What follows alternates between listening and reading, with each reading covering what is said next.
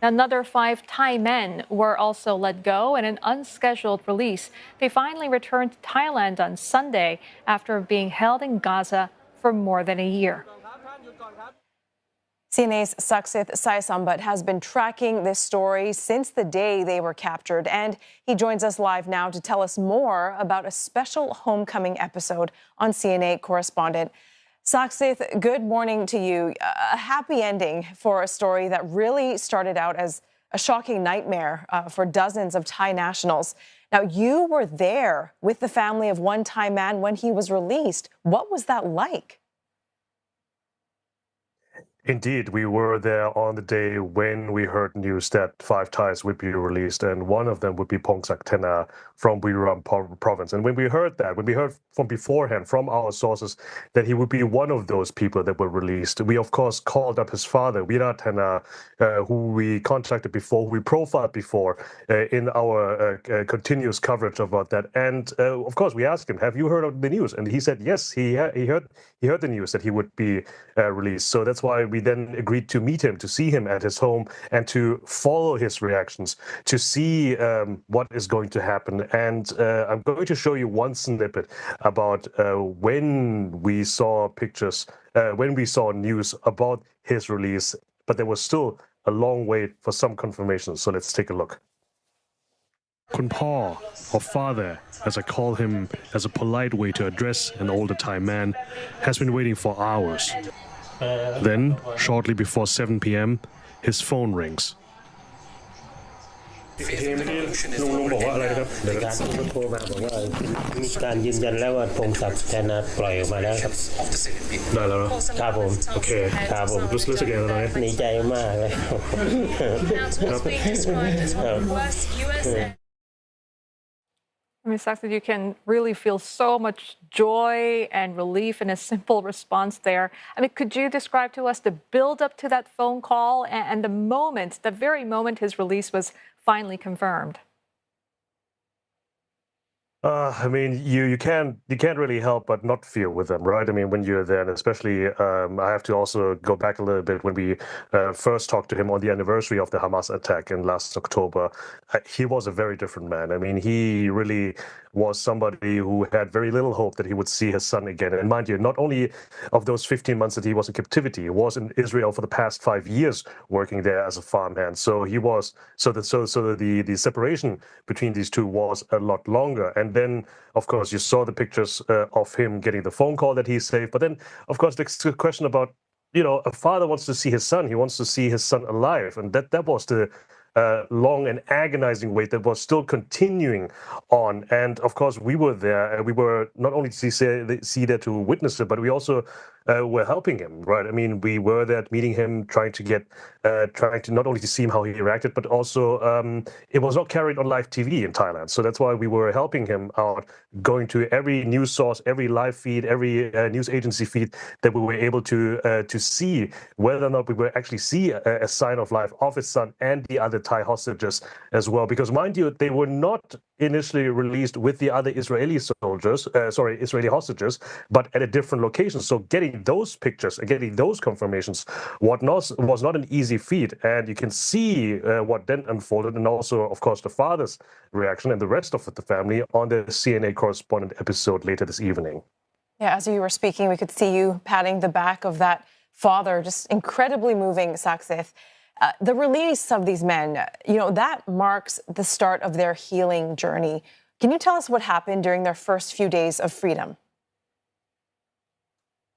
Yes, indeed. So, of course, the question is, what is their condition? How are they, right? When we saw those pictures for the first time of their release and then being brought to a hospital in Israel outside of Tel Aviv, what struck to me and what struck to a lot of people is that how relatively well they looked, at least physically, and especially when you compare them to the Israeli hostages, they were a lot more thinner, a lot more paler to those people. Of course, the information was trickling not very quickly. Of course, there's concern by the authorities not to have the media storm in. Of course, we didn't want that either.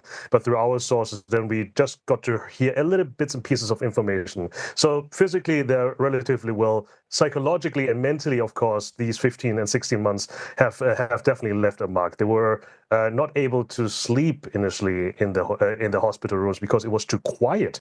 Actually, it was too still, and that's what we heard from our sources. Also, then they were asked about their captivities by Thai and Israeli authorities. We heard that they were kept at different locations and also moved around at different locations, but mostly they didn't see a lot of daylight as well. They were only being fed bread, but at least in these 5 people, there were no mentions of abuse, physical or psychologically. But then, of course, then the healing part begins, right? They met with Thai authorities. The Thai foreign minister was among the first ones to be there. The prime minister, Pattanath Shinawatra, she called in from abroad. But what was the most important is that the family members of those Thai hostages were flown in to Israel to reunite with them. And I was told by sources over there said that definitely helped to give them a boost in spirit, so to speak, and that also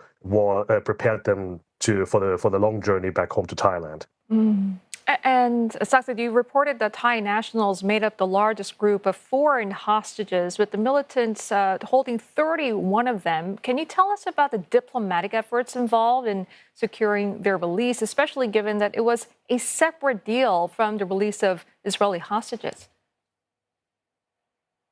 Let's also not forget that on the 7th of October 2023, 41 Thais were killed, and this is one of the deadliest incidents for Thais abroad in recent history, and Thais were one of the biggest group of casualties of foreign nationals that day as well. And as you said, that Thais were also making up a majority of foreign hostages in Gaza as well. And as you also rightly mentioned, this time around, this release of the 5 Thai hostages, Israel and other stakeholders were very insistent that this is a separate deal from the release of the Israeli hostages. So we knew beforehand from the release of the previous hostages back in November 2023 that there were diplomatic efforts by Thailand. The Thai House Speaker, he sent a delegation over to actually meet with Hamas representatives in Iran to talk about their release, which resulted in the release.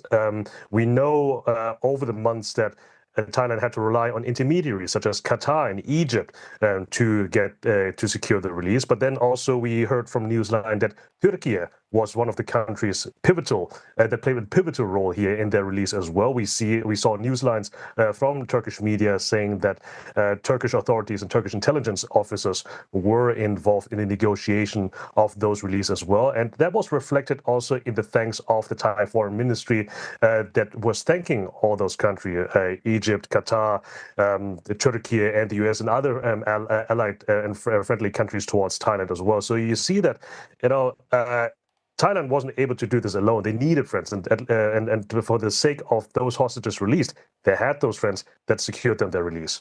Mm-hmm.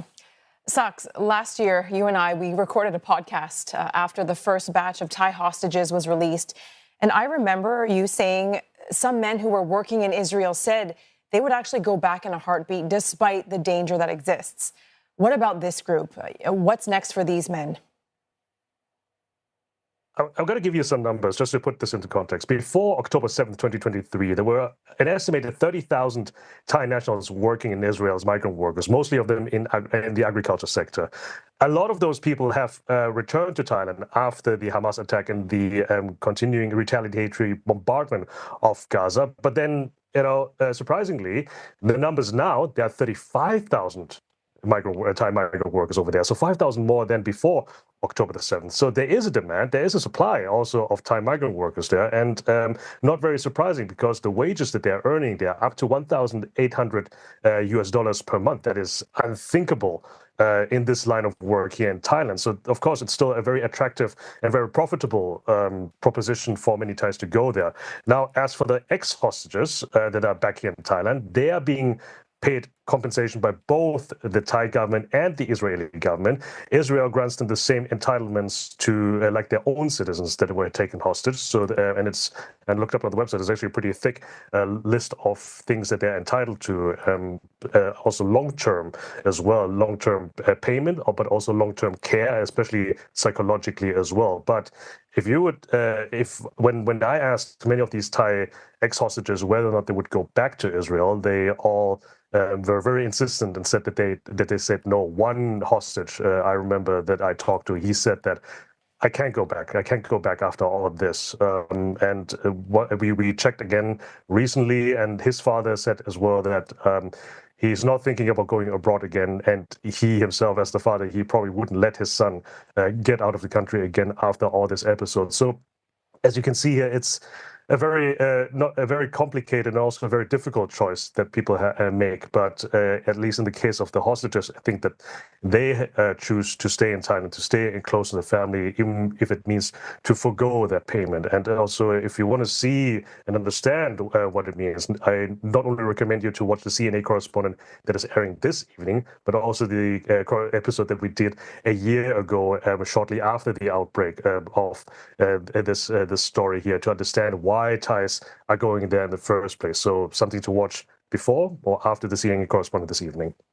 All right, Saksith, looking forward to that. Thank you very much for sharing the dramatic coverage with us. We know, of course, there's one Thai national still believed to be held captive by Hamas. And of course, Saksith will be continuing to watch any developments regarding the fate of that remaining hostage.